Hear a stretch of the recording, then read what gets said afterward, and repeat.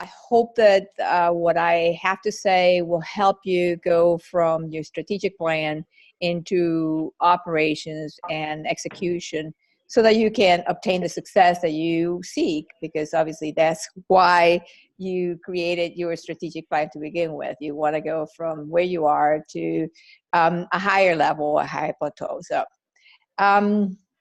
and then I'm having again problem. Oh no, here we go. Okay. So today is, we're going to be talking about operations manuals. And when I say the term operations manuals, you may have some ideas that may cause some anxiety.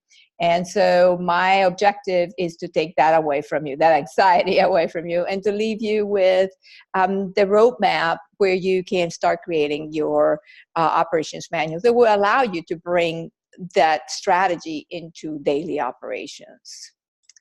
I'm not going to go into detail about my background. You can read, you'll get a copy of these slides afterwards. And you can read about me and what I've done in the past. But basically, I want to point out to you that the reason that I came into, let's see, here we go. Is just this, a volunteer. I was a volunteer, or I am a volunteer for the MBA program, which is a Minority Business Accelerator program here in Greenville, South Carolina. And the Greenville Chamber of Commerce uses the Enterprise curriculum. And so that's how I got involved. So I'm very familiar with the process that you've been going through, or you've gone through, in terms of creating that strategic plan and what happens after you create it, the challenges that you may encounter. So that's why I, reached out to Laura and felt like I could have something to say that maybe will be helpful to all of you. I have over 30 years experience doing just that, helping in the franchise world, which is really dealing with small and medium-sized businesses and helping them going from strategy to operations. And for some reason, there we go. Okay. We have a lot to cover today, and what I've tried to do is I try to be very specific as to taking the content and tailoring it to you. Some of you may be in a different position, and let me just explain. The content here is geared to someone that has created a strategic plan to grow their businesses, not to necessarily to expand it. What I mean by that is some of you may decide that you want to open a couple other locations, or even one location. Or maybe you want to franchise your business, or maybe you want to license your business. You want to expand it beyond what you've done so far. If that is your case, I would suggest to you that you really need to develop an entire operations manual. But for most of you, what you need to do is to really take your strategic goals and convert those into operations. And so that's what I have decided to do for this presentation, is to help you, most of you that fall into that category, just take your strategic goals and incorporate them into your operations, daily operations.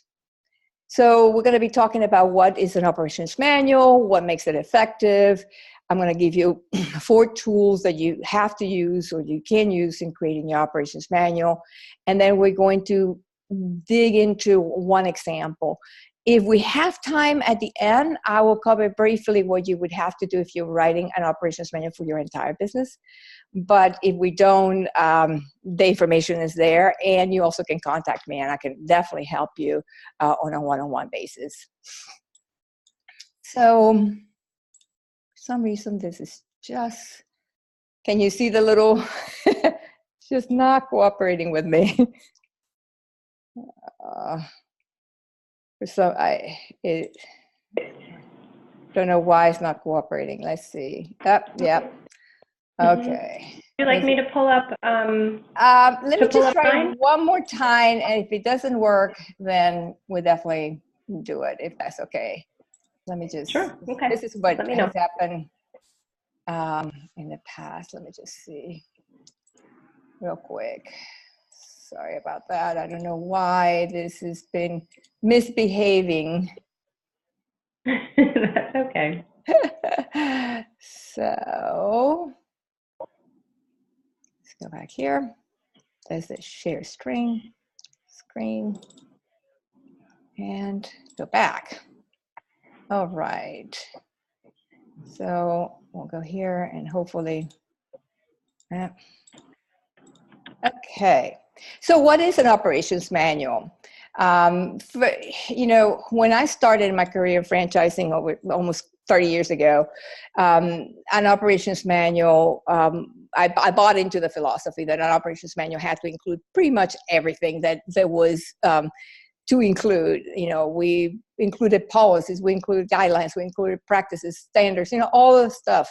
And we ended up with manuals that literally were like hundreds and hundreds of pages. And as I've, developed in my career, what I realized is that those manuals were really not being very effective. They were there to comply with some legal rules and regulations and to cover people's backs, but they weren't really there to help the franchise owner, the business owner, be successful. So I started really changing my whole view and playing with what makes it successful. What I discover is that the most successful, effective manuals are those that have the least amount of information in them, the information needed, required to simply just help the individual replicate success in a consistent manner. So the minimal information I can give someone so that they can replicate the success, the more effective the manual is going to be. So the things that have the operation manual, the questions that the operation manual has to answer are really the what, the when, the where, the who, the why, and the how, specifically the how. If we can allow an individual to replicate success by giving them 1, 2, 3, 4, 5 type of instructions, then we will get something in the end that is very successful and very effective. And that the one thing you have to keep in mind is that this individual who is reading the operations manual, the user of this operations manual, can replicate the result that you want in an independent fashion. They don't have to ask you questions. So we want to give them enough information they can do that, but yet not so much that we overwhelm them.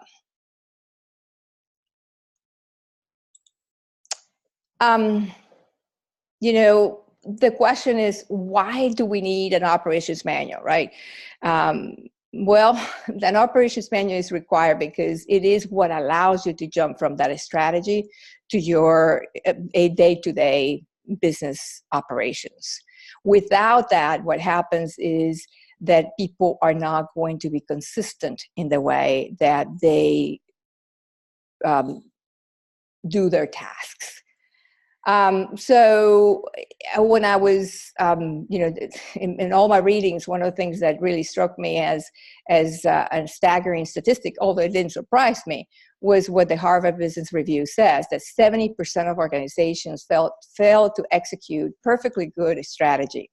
So, and that doesn't surprise me because I've dealt with enough business owners that create these wonderful business plans, but they never get to execute them because they get distracted, because they don't know how to take those goals into the daily operations. So basically, Morris Chang says something very wise, which is without strategy, execution is aimless, right? We're just doing for the sake of doing. But without execution, the whole planning and strategy is totally useless, right? So you've spent 6 months or more working on this plan, and we want to make sure that you take that and the time that you've spent doing that is not useless, but that you can actually achieve the success you want by bringing that plan into, or executing the plan and giving you the tools to do so. And operations manual basically allows you to translate that strategy and goals into the executable steps that you and your staff will require to achieve your success. So I chose to, as I said in the very beginning, I wanted to make this content as relevant as possible to you. And I see that there's some questions coming, so I don't know Laura, if you feel that the questions need to be answered now, go ahead. Ask. All right. I'll certainly know. I think we're okay for now. Good, thank you. So what I did is I know that all of you got an example of a strategic goals plan, and that was for ABC company. And so I've taken that to be the company that I use, and I took one specific growth goal that they had, and that was to improve their overall liquidity and basically improve their receivable turnover. That was one, I think it was the second or the third strategic goal that they had. And they had also the action steps there. They had 3 action steps. One was to create and implement a more efficient or effective billing and invoicing and collection strategy. And then the other one was to have business meetings, regular business meetings, just to review this information, the financial information. And the other one was to charge interest and also give an incentive. Well, that's all wonderful, and they are steps. But if we don't take those steps and break them down, what happens is that they're gonna get lost. You're not gonna be able to really achieve these steps, because they're steps, but they're so general in nature that they won't help us in what we're trying to achieve. So that's the example that we're gonna be talking about. Before you can write an operations manual, or before you can break down those concepts that we just talked about, those goals, I'm going to give you 4 tools that we use, that I use, and that everybody that is creating operations manuals uses. And I'm sure you heard these terms before, but I just want to explain them in a way that will be useful for you as you create this, as you break down your own business plans. Process. So we have process, we have procedures, we have policies, and we have checklists. Those are our tools. When I write an operations manual, when I get my writers to write it, those tools are the ones that they use. So I start always with a process, and that's where you should start, because the process is just the big level, the high level type of concept. And say, for example, if we are thinking about sales process, we know that we have leads, and then eventually we do something. We have either sales presentations or whatever it is that we have to create a customer. So, we have the leads is an input, we do certain activities, and then we have an output over here that is the actual client. So that is the process. Now, when we take that process, we have procedures that go with that process, those steps that go into the sales process that I just used as an example. Lead generation. So what do we have to do in order to generate a lead? And the what and the how do we go about it is your procedure. So it's the 1, 2, 3, 4, 5, 6 steps that we need to do in order to generate those leads. Policies, or let me just go to the checklist. The checklist is a great tool. And sometimes I start with checklists, even though I'm, kind of like a big picture person, and then, take it down and break it down. What I sometimes do, depending on the circumstances, I start with a checklist. And a checklist is simply, we take all of the daily tasks that we have to do. And what are the daily tasks? But they are simply the activities. So it takes like one activity out of the procedure. And that is what we have to do. So say, for example, in the case of, to follow my example of the sales process, generate leads, maybe what I need to do is to place a Facebook ad. So that would be, weekly, or maybe write 3 blogs a week. So in my weekly checklist, there will be an activity that would say, write 3 blogs a week. So 3 blog posts a week. So that is the checklist.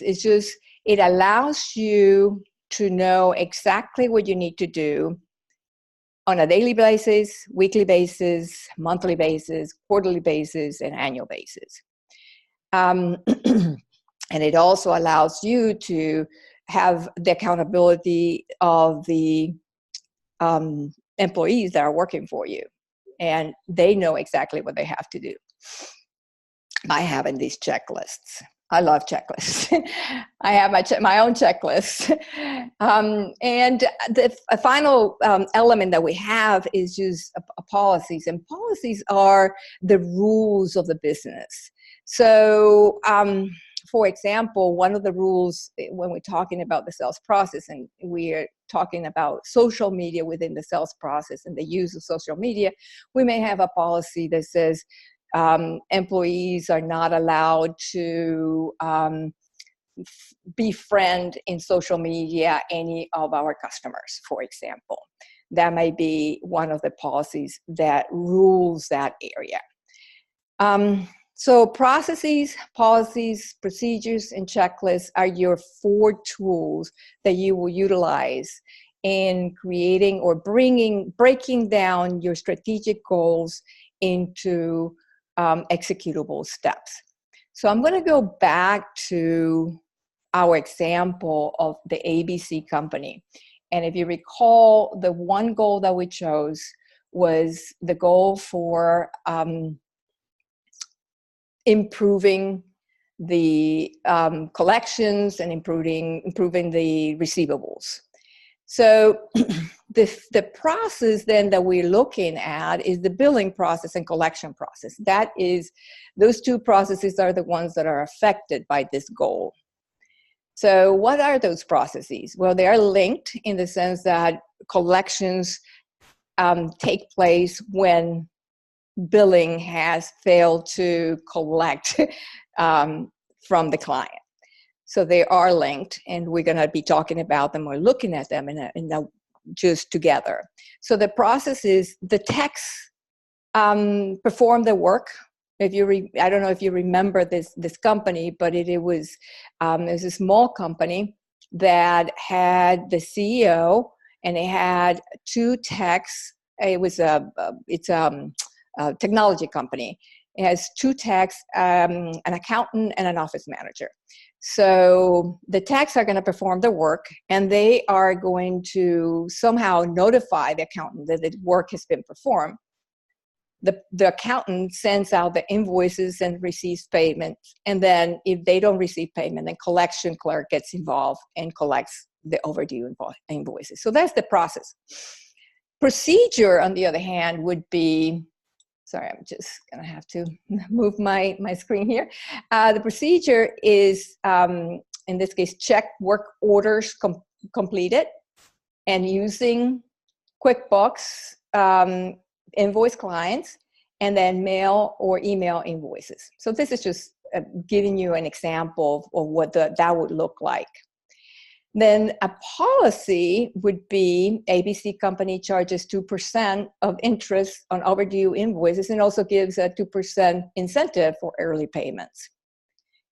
Checklist, the way it would look like is basically prepare invoices, send invoices, deposit checks, and print reports that would be on a daily basis. So those are the 4 tools that you have to work with.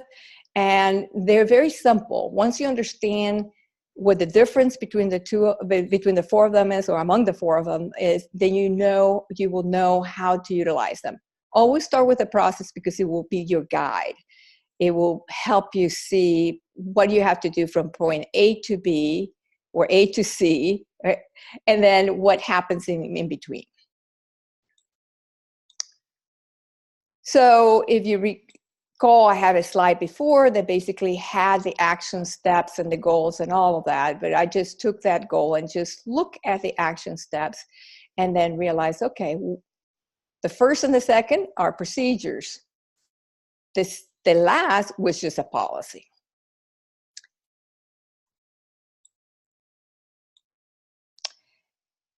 Again, I just want to give you more differentiation about between procedures and policies. And this is just to help you because sometimes people do not understand the differences. And it's important that you do. So the procedures is just a series of steps, remember, just 1, 2, 3, 4, 5, 6, 7, whatever it takes. The policies are just the guiding principles that set the direction of the business, right? In this case, the billing policies are the accounting policies, and we talked about the 2% interest as an incentive, as a charge.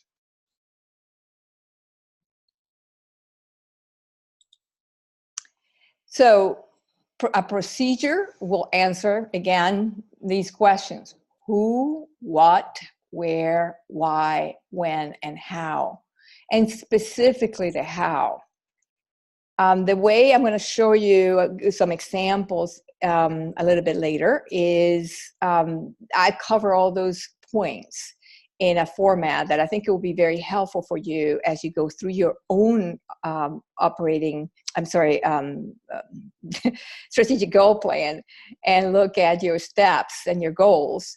And then you can ask yourself those questions. And it would be very useful in guiding you, the example that I just added here. Okay.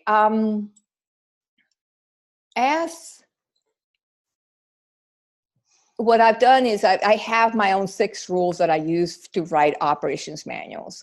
But in your case, I've changed them a little bit because, again, I highly recommend that you do not try to write your the operations manual for your entire business to begin with, but that you instead just focus on your strategic goals in those areas.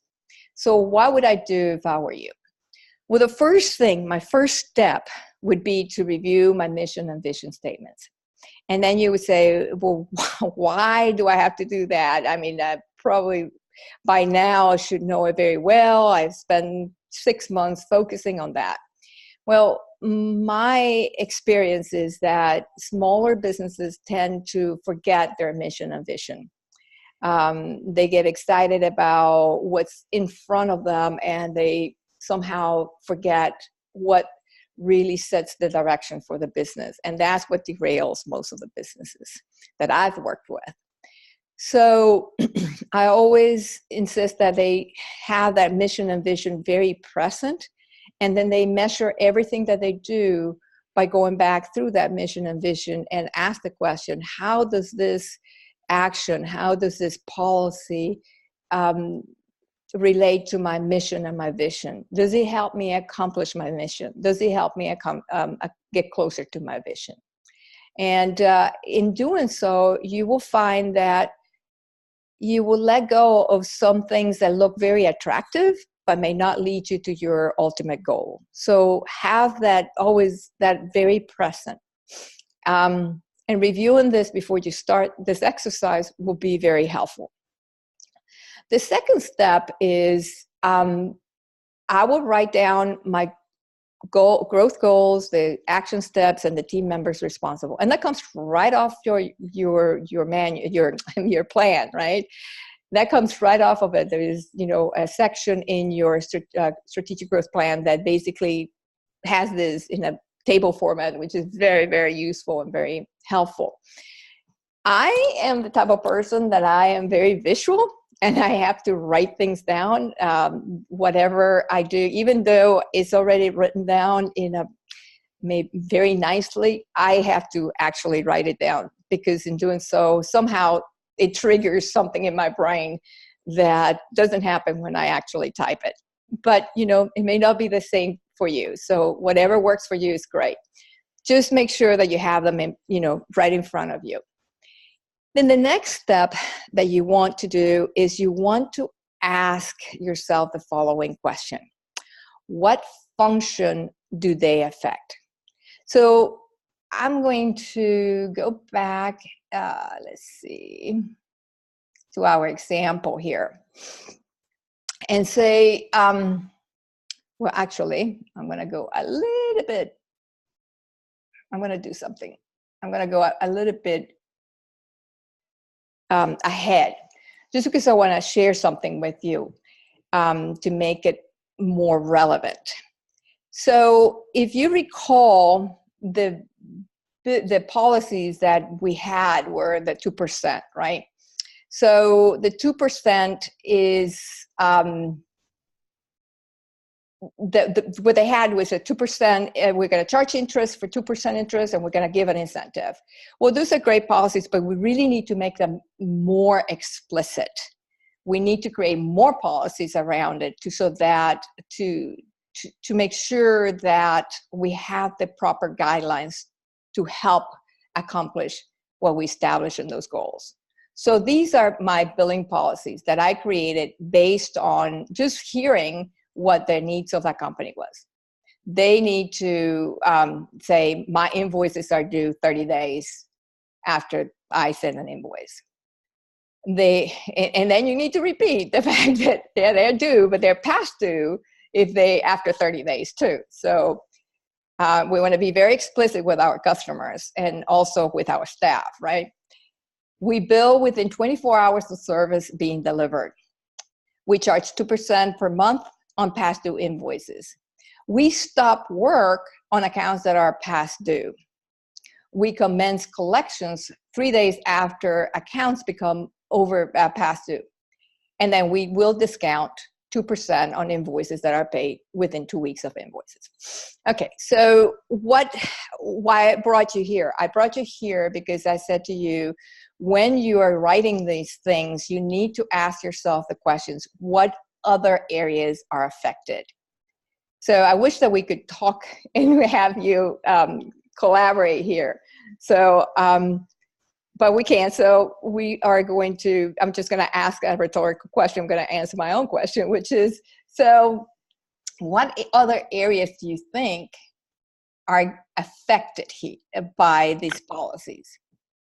Yeah, and Lizette, we can give folks a moment to type in some thoughts as well, if you do want to pose this. Good. So what do you think? What other policies do you think are affected by these policies? What other areas? I mean, we know that billing is affected, and we know that collections is affected, but what other areas of the business do you think are affected by this? Cash flow, we got. Mm-hmm. Perfect. Mm-hmm. What other areas?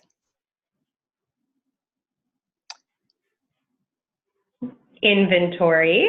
Uh-huh. Yeah. Production. Okay. So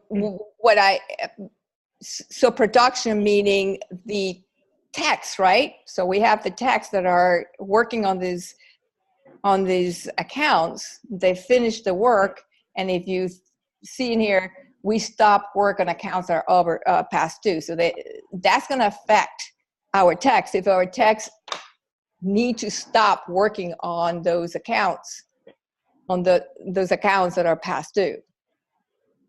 They also need to inform the accounting department, right, that the work has been done, and they have to give the proper information to the accounting department so that the accounting department can actually invoice 24 hours after being the service being delivered, right?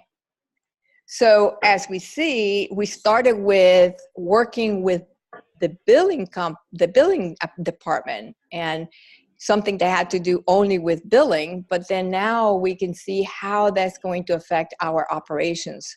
So we will probably have to go back to our operations and change our operation procedures to make sure that once again, here we go.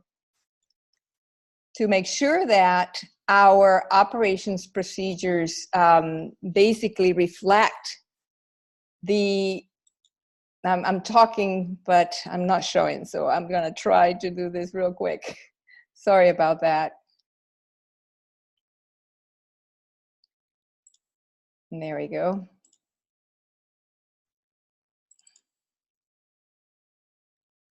I don't know why this is doing that. But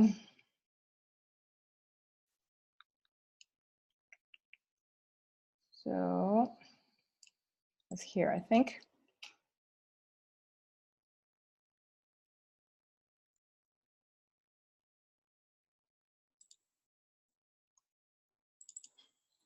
Okay.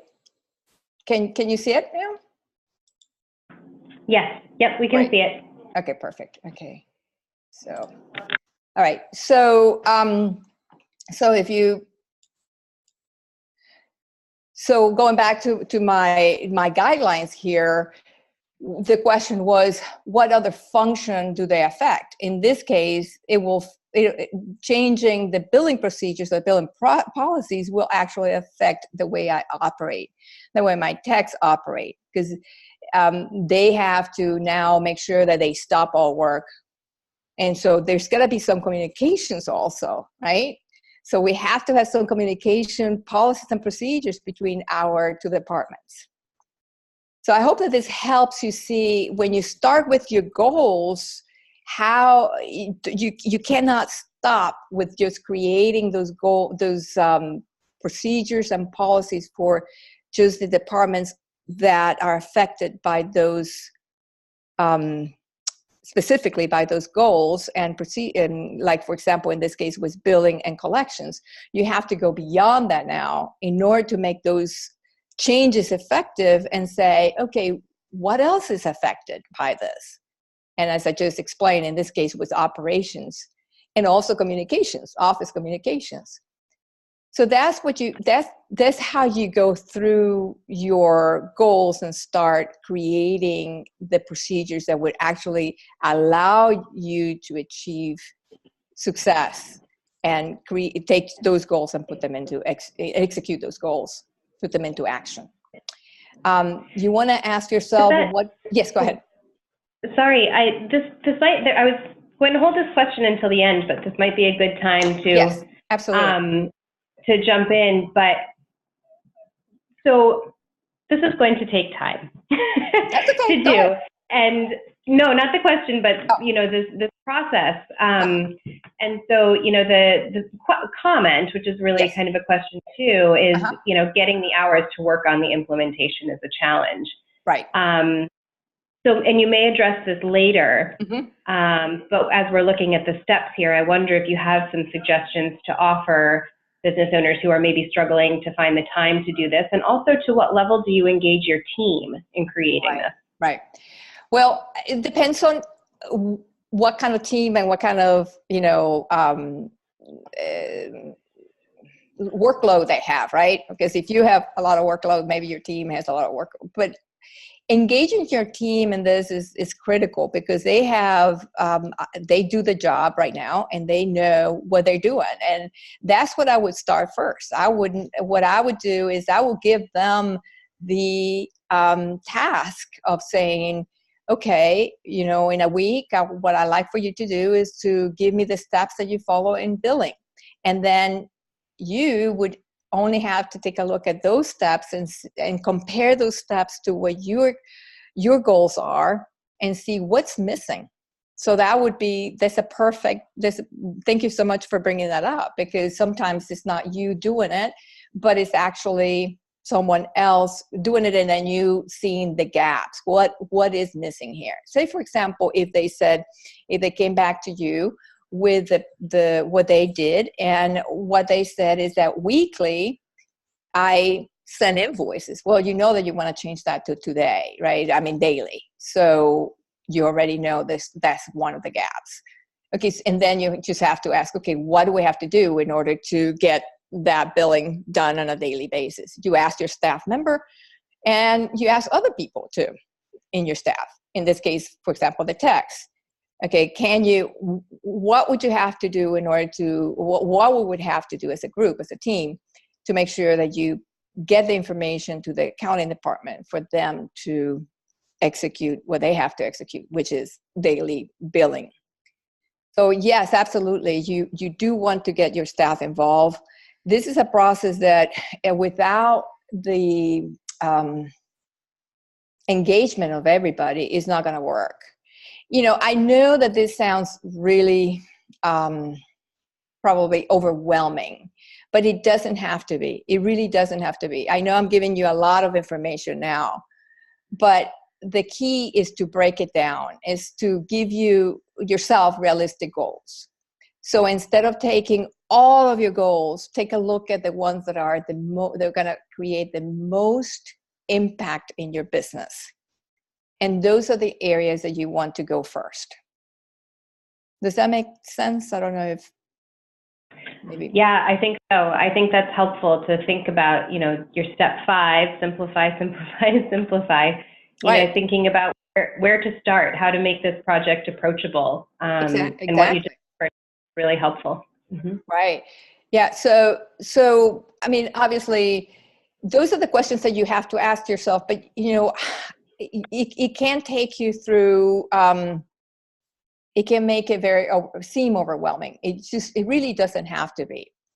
If you keep yourself in check, in the sense that you say, okay, I don't have to accomplish this. I didn't have it up till now, and I'm doing okay.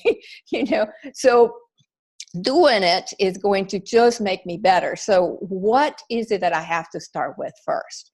So if I'm in your case, I would look at my goals and I would ask myself, and you probably already did in your plan, which of these goals are going to have the most impact on my business, and which ones can I do the least amount of change in order for me to reach that impact?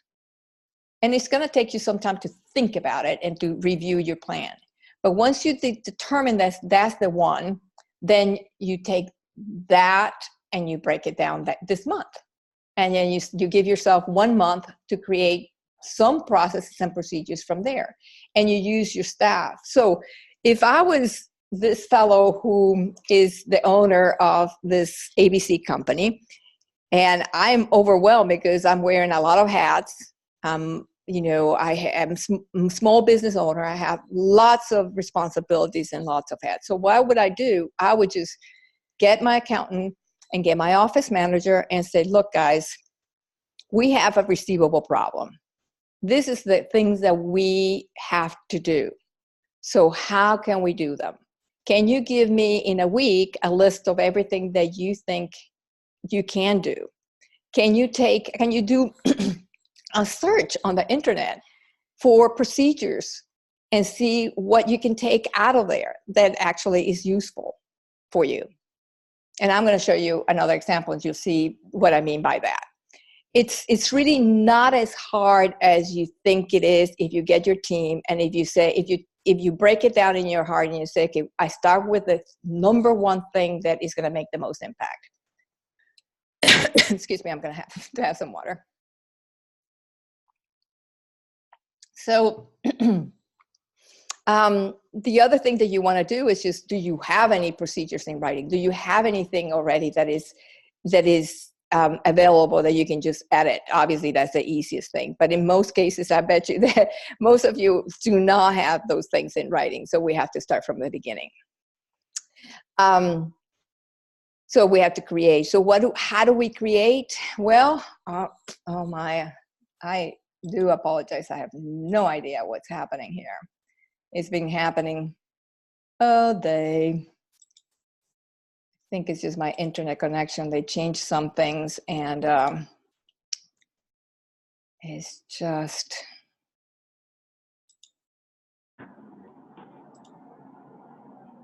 okay, let's see. Nope. And just let me know if you would prefer that I pull mine up. Sure. Let me just one thing, share.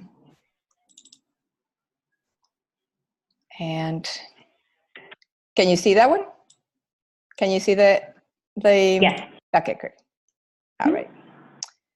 Right from the start. And then let's see.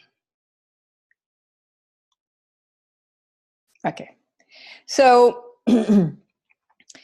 I'm going to give you some tips, and this is kind of answering your question, I hope, a little bit more. So number one is, when you start doing this, do not start with, oh, I'm going to write a draft, because guess what? You'll never finish. So start by writing. If you're going to write anything, make sure that it is your final product. Just keep it, just say, this is what I have to do, And so I'm a very visual person. So because I'm a very visual person, I have to use checklists. I have to use, bullets. I have to use those things, because otherwise it just doesn't seem organized for me and I cannot follow it. So I know that most people are visual. So that would be using bullets and using, 1, 2, 3, numbers. That would be the best way for most people to understand these processes and procedures. And that way you don't have to waste time at the end trying to format and think, trying to redo it, because you'll never get to do it. Start with the most important areas of your business.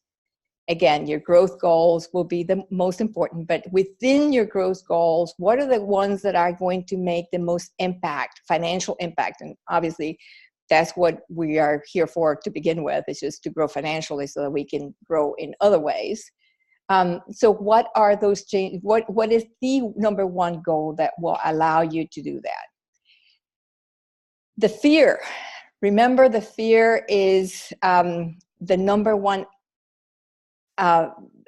enemy of implementation. That's just when you start feeling afraid, then you just cannot implement. I mean, because your mind is just going to get overwhelmed. You see the reasons why you cannot do this.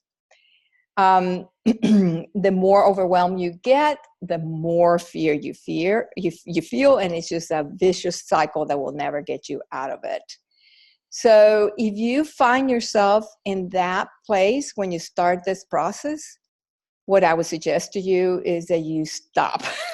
You stop and you go either have a cup of coffee, have a cup of tea, pet your dog, go for a walk, and then don't come back that day. Just come back the next day with a fresh mind. Because what you want to get to is a little bit of confidence that you can do this and that you do have the time. And trust me, you do have the time and you can do it. Which is, right now, it may seem way too much, but you need to start with one little thing. In this case, the way I did it is I went through that plan and I chose the one that was the easiest for me to explain as, to use as an example. And that's what you have to do. I would do, if that was my business, and I would have chosen that one, because I know it would have a tremendous financial impact, and it would pretty quickly, I would see the results of making those changes. So I would have chosen that. And it also gave me the confidence, oh my God, yeah, I can do this. We can see this. And then when you start seeing results after you implement it, you realize, oh my, then I can go tackle the others. Just a little bit of confidence will do just wonders for you. And you cannot get confident if you're afraid and if you're overwhelmed. So outlines, mind maps, checklists, anything that will break down that big task into, smaller tasks will help you manage those feelings that come with something that you've never done before, right? Mark Twain said something that is just wonderful. It's just the secret of getting started is breaking your complex, overwhelming task into small, manageable tasks, and then starting on the first one. And that's really what you need to do. Breaking down sometimes is easier for some people than others. So if you find it overwhelming, if you find that you can't break it down because perhaps you're not detail oriented, then find someone in your staff who is detail oriented that you can sit down, have a cup of coffee and talk through this. And they'll take notes, and then they take it and they will, start creating those breaking it down for you so that you can just see the gaps and they can take care of the details. I don't know if that makes sense. Does that make sense? Yes. Yeah, okay. Absolutely. Good. All right. So just really quickly, I want to take you through the entire example here. We have 15 minutes. I want to leave a couple minutes for questions and answers. So I took that example that we've been working on, and I just created the processes, the policies, and the procedures. The processes, again, as you can see here, it just shows you the billing process over here, which is, we get the services done, then we send invoices, we get paid for some of those invoices, and we make those deposits. The ones that we didn't get to deposit because they didn't pay, they go to the collections clerk internally. They do whatever they need to do, and then once they decide, well, this person is not going to pay, they may have to send it to an agency or an attorney for collection. So that's the process. Policies, I already shared with you the billing policies. And then this is just an example of a collection procedure. By the way, what I did for this particular case, because I wanted to show you how easy it can be, is I just did a search. I mean, I obviously can't write this. I've written tons of them, but I wanted to show you how easy this can be. So I went and did a search, and I found this website called anytimecollect.com right here. You see that? And they had a wonderful procedure for collections. And they not only had the procedure, which is this procedure here, outlined here, but they also had examples of letters of collections, emails. So I changed it a little bit, of course, for this purpose, but really it's right there. Everything was right there. It took me probably no more than 15 minutes to do. And now, again, I am stuck here. So, while you're getting unstuck, something like, so that collections email, is that something that you would include then in your operations manual if there's specific tools like that, or does that start to build out the hundreds of pages that you want to avoid? Well, those will be templates that will be sitting in the accountant and the collections persons, or they say if it's an accountant that's doing the collections, they will be templates. So you don't have to include them in your manual. There's no need for you to include them in your manual. Obviously, if you're writing a manual for replicating in a different location, then you would want to include them there, but you don't really have to. So I don't know if that makes sense. So you basically, what you want to do is you want to have those templates, because you don't want your collections person to be pre-creating this, every time. Mm-hmm. I think that's a perfect example of how the operations manual that you're describing, this kind of high-level operations manual, it doesn't have to be everything, right? These other tools, these other systems can live elsewhere in the organization. Exactly. They really should, because what you need to have in there is just a procedure, right?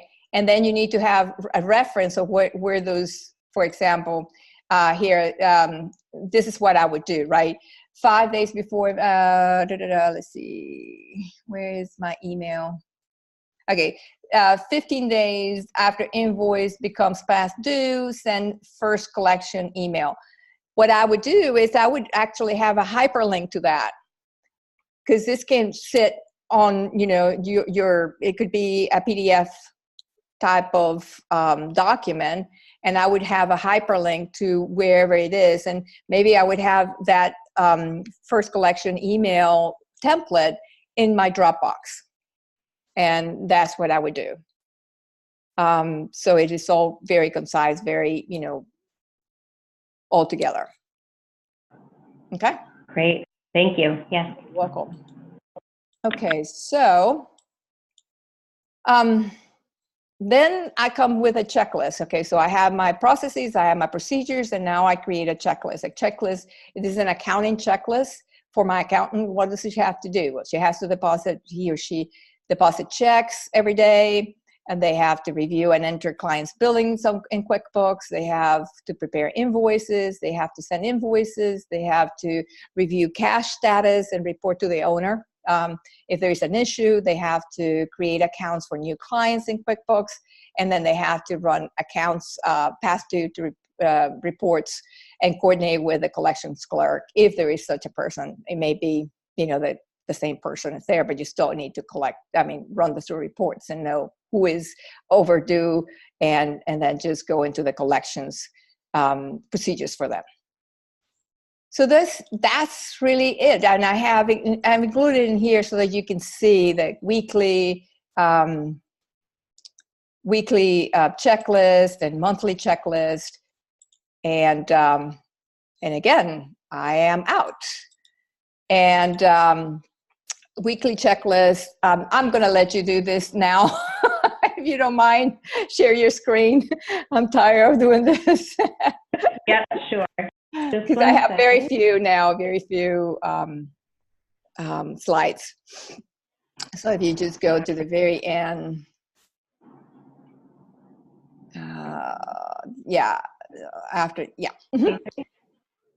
you can just show the one that is the next one is also so the next one is the a quarterly and the annual checklist. And again, I've just put these here for examples, as examples for you, so you see what I'm looking for. Get your team members involved and ask them to search and see just a couple of searches, and they will find this information online that they can actually borrow from and see, okay, what works for me and what is applicable to my case and what is not. So it could be really easy. So let's see, we have 8 minutes and 7 minutes. And I just want to know if we should go into questions or if I have time to cover the last few slides. Sure, let me just go back to my chat. Are you still able to see my screen? Yes. Okay, great. So it doesn't look like I have any questions at the moment. Okay. So we can keep going, and okay. Folks on the line, please feel free to, ask any questions about the presentation, or even if there's something specific that you are working on in your own business, that's completely fine to ask here too. But for the moment, we'll just keep going. Okay, so the last few slides are really, they have to do with, okay, I don't know if I'm seeing your slides or my, okay, right. The last few slides have to do or really apply for someone who is looking at expanding their business in ways that are like opening a different location or maybe franchising, licensing, or anything like that. I don't know if anybody in this session falls into that category. Is anybody contemplating that? I'm not seeing any yeses. Well, if eventually, when you get to that point, we all, hopefully, we're going to grow to the point where we want to expand our business. We want to open a second location, or we want to open multiple locations. At that point, I would suggest that you really need an entire operations manual. And what I mean by that is an operations manual that will basically cover every function of your business. So where do we start would be the first question that you probably have if you had to write that kind of volume, if you would. And I suggest that you start by looking at the business model of your business. What do I mean by that? Are you a solopreneur or do you have a team?